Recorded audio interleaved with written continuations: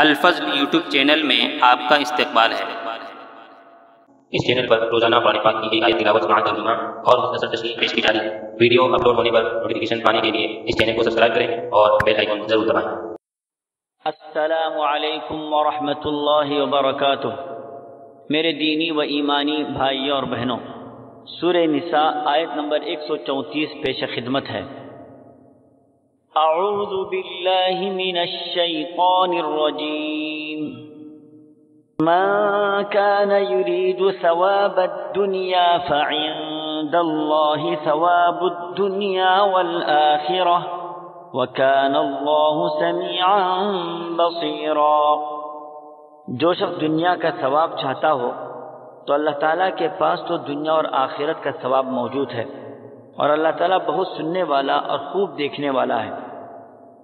حضرات، انسان دنیا میں آنے کے بعد دنیا کی لذتوں اور شہوتوں میں پڑ کر آخرت کو فراموش کرتا ہے۔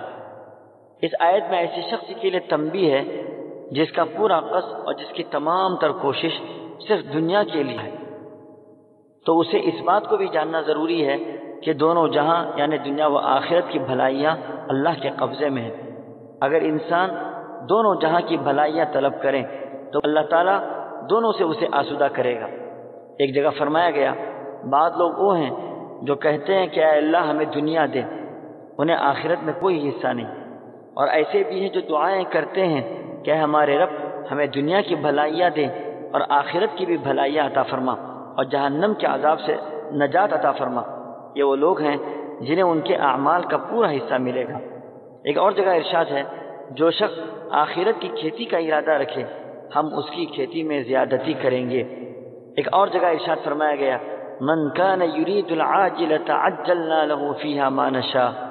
جو شخص دنیا کا طالب ہو تو ہم جسے چاہیں جتنا چاہیں دنیا میں دے دیں۔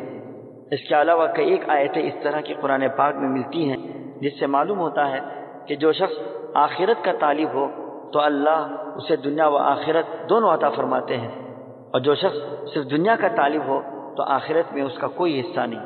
اللہ تعالی ہم سبوں کو آخرت مقصد بنانے کی توفیق عطا فرمائے، آمین۔ وآخر دعوانا ان الحمد للہ رب العالمین۔